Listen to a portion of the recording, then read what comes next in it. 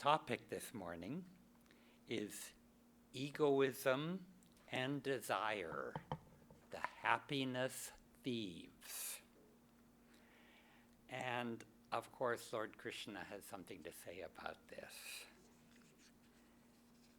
And he says, rather Arjuna said, by what is one impelled, even against his will, to do wrong, as if he were being forced to do so?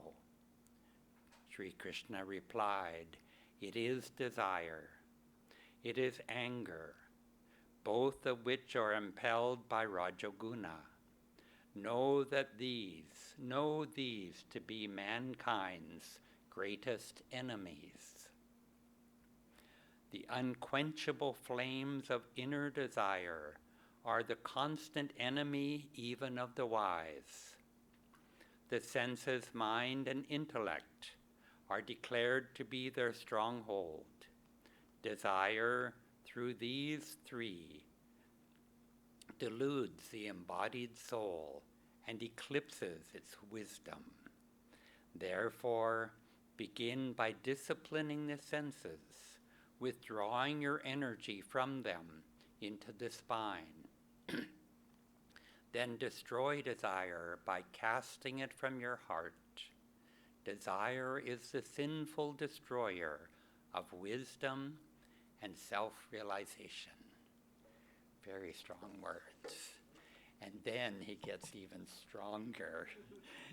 He gets to the scary part when he says, from attachment arises craving.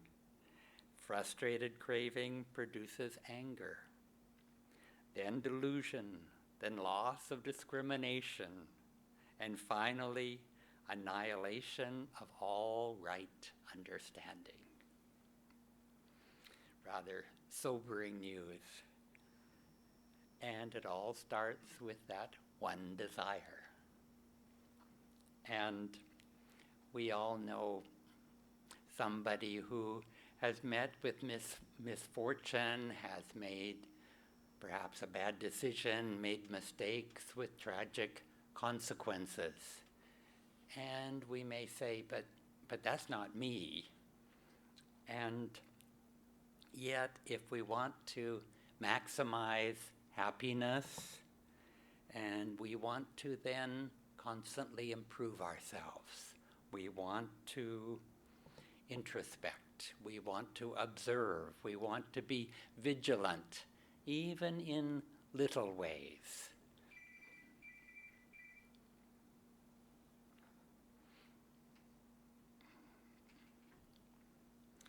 And Yogananda Ji told Swami Kriyananda once that you won't be safe from delusion until you've attained Nirbhikalpa Samadhi.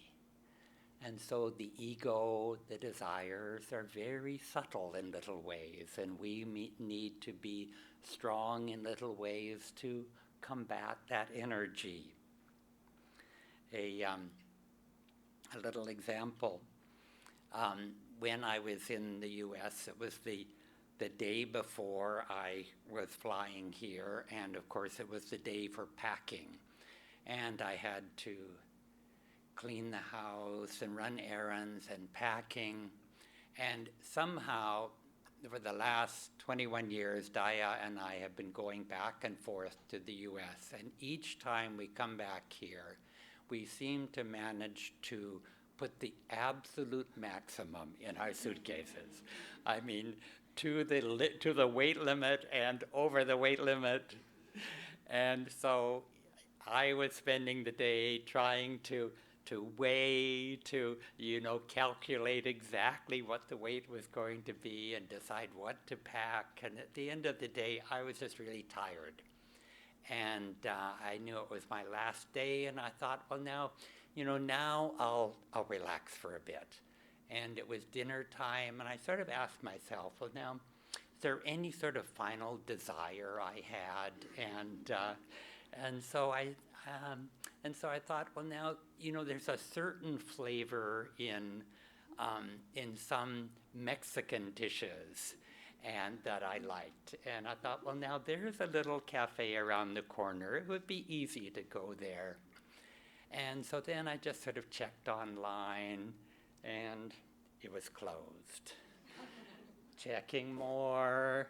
Well, there's a couple of places, but they're further to drive, and I don't know them. And it's like that simple little desire became complicated.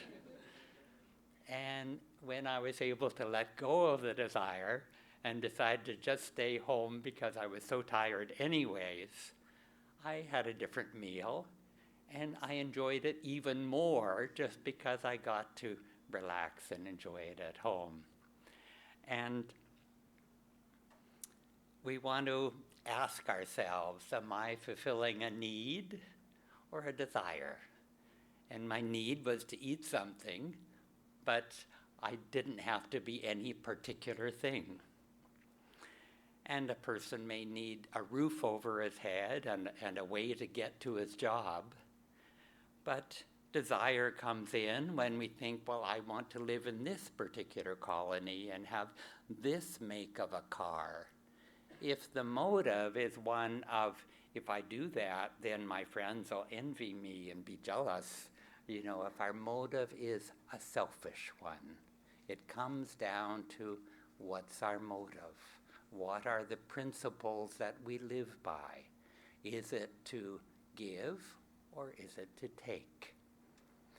And God doesn't want us to live in poverty, probably, and we need to serve God in the souls of our family members and by providing a home that's clean and attractive, helps uplift everybody.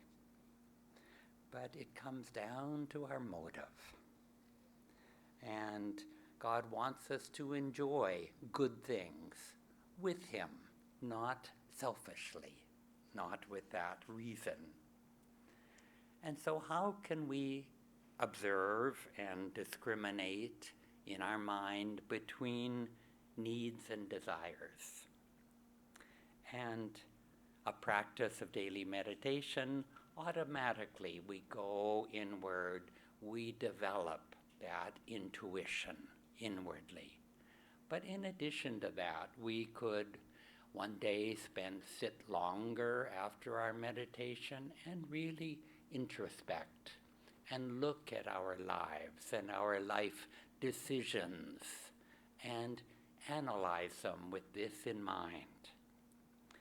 And to learn to withdraw from the outward activity, rise above the ego and the desires that are not helping us.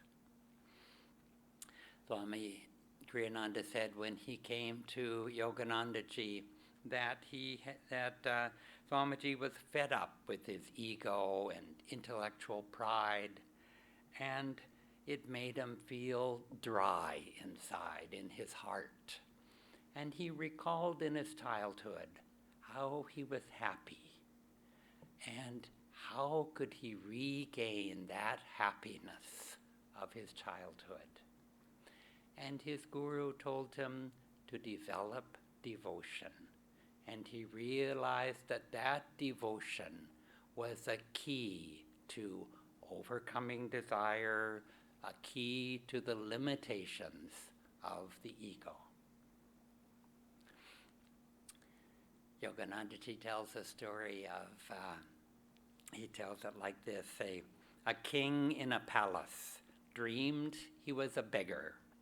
In his dream, he loudly begged for a penny, and the queen woke him up, and he laughed, "How silly, I, a king, begging for a penny." Like that king, the soul, dreaming that it is the body, becomes involved in desire. The ego is the soul identified with the body. The ego cannot escape the web of desires. Desires are like silken threads of material pleasures, which the caterpillar of habit consciously and continuously spins around the soul to form the shrouding cocoon of ignorance. The soul must cut through this stifling dark covering and become the butterfly of astral omnipresence. I love Master's images, the butterfly of astral omnipresence. Isn't that beautiful? And Swamiji states that transcending and getting beyond the ego is just one of our most important jobs on the path. And he gives us many simple tips to do so in our daily lives. And I'll end with this. He says, for example, whatever you accomplish, give the credit to God. Make him the true doer of the action.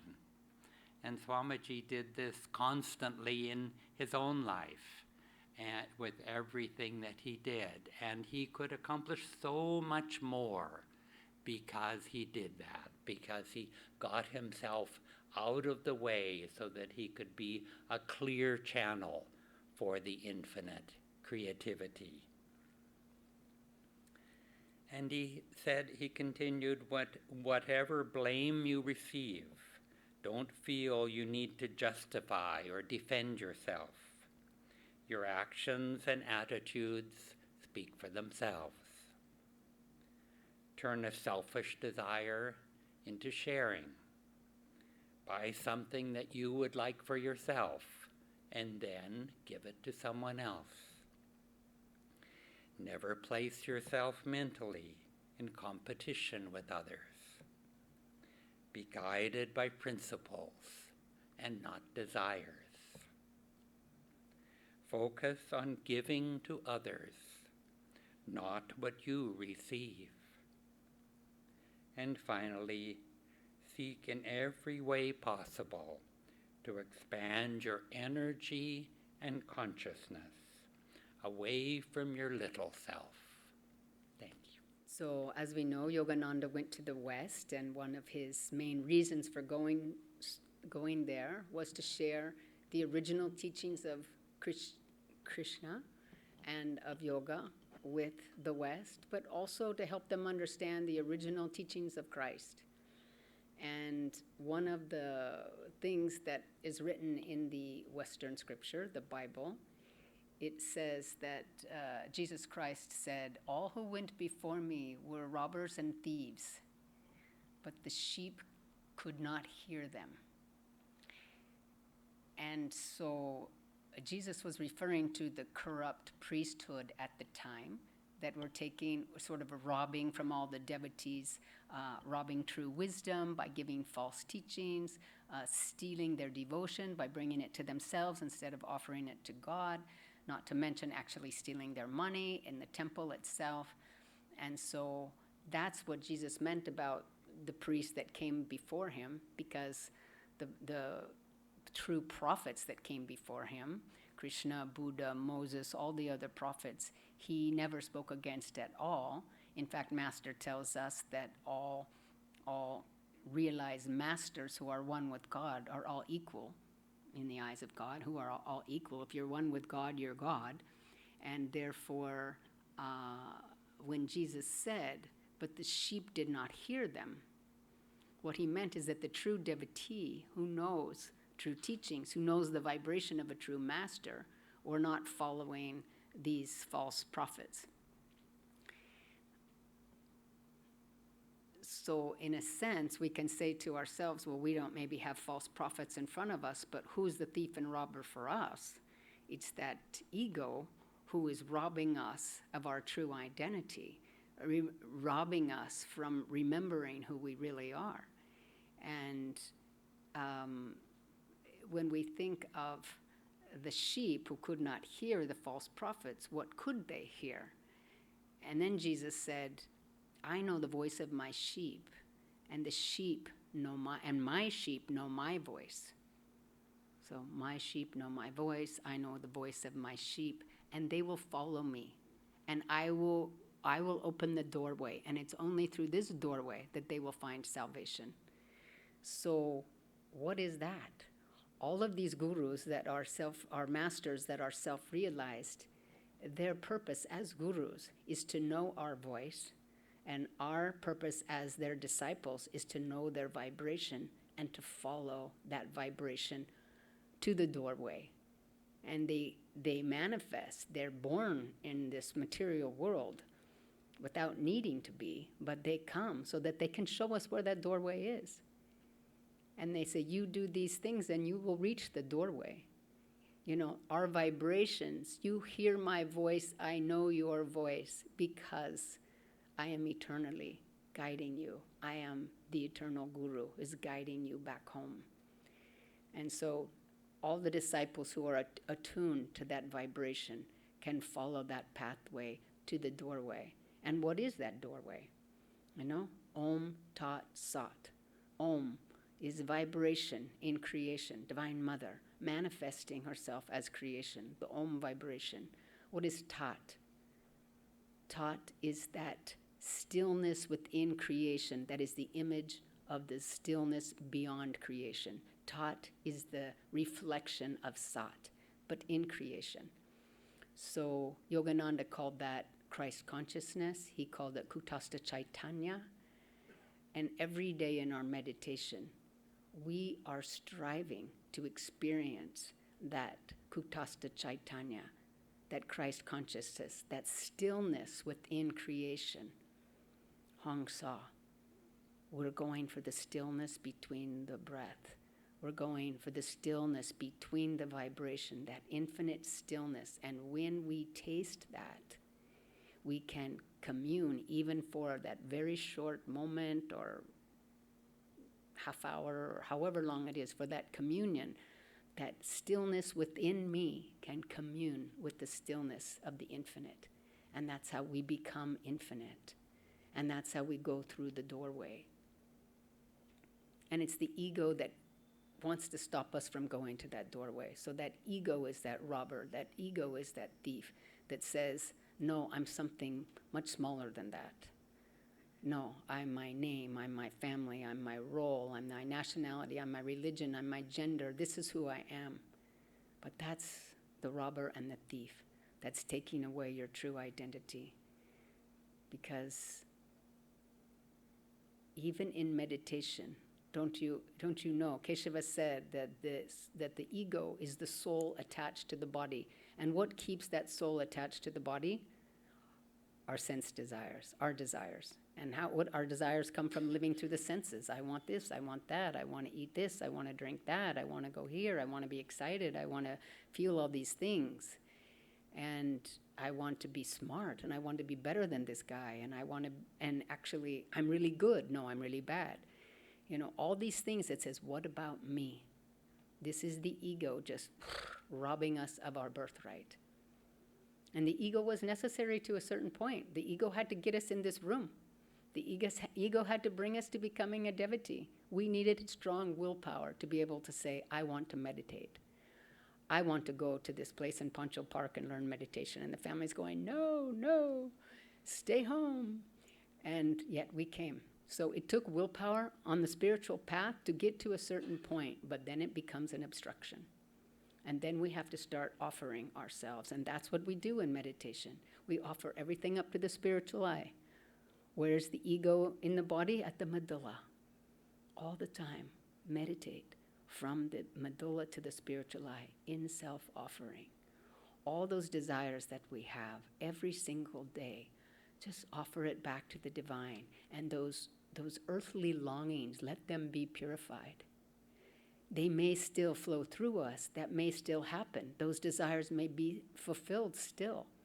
But if we have offered them to the divine can purify them. And if that desire is meant to be fulfilled, let the divine do it. And then have that fulfilled with non-attachment. Your will, God. Your will, not mine. Your will, not mine. Because if we don't do this every day, and for Kriyabans that's twice a day, then Maya just keeps her claws in us. And Master said, once you wake up, do not go back to sleep again. Very easy way to go back to sleep is just keep filling those desires, fulfilling those desires. It's like putting wood on a fire. Fire gets bigger, you have to put more wood. You have to put more wood to keep that fire going. And that's exactly what the ego wants you to do. Keep that fire burning. And so haven't we all had those moments in meditation where we have that stillness, where we're feeling expanded beyond the little self, feeling true peace, feeling that calmness, feeling, maybe communing with light and love, and suddenly I'm hungry, or I'm thirsty, or whatever it is, even I should go and do this thing. Sometimes in meditation here, this doorway is left open, and I think I should go close that door. But that's not my highest dharma. My highest dharma is to experience myself as infinite peace and calmness. So even things that we think, oh, well, that makes sense, that sounds right, that's logical. Not necessarily. Our highest dharma is to know who we are. The 8 aspects of God, we all learn them in class. I am peace, I am love, I am bliss, I am wisdom. That is who we are. Yogananda wrote the poem Samadhi. Memorize it, he said, so that it helps remind us who we truly are. 3 of the last lines are, from joy I came, for joy I live, in sacred joy I melt.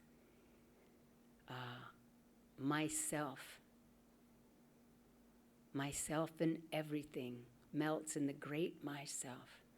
An eternity and I, one united ray. Even just memorizing little phrases, have them come to you in meditation, that image. That's where we're going, back to the doorway. That's why the gurus came, to take us to that doorway. We are the sheep who know their voice. Let's follow it.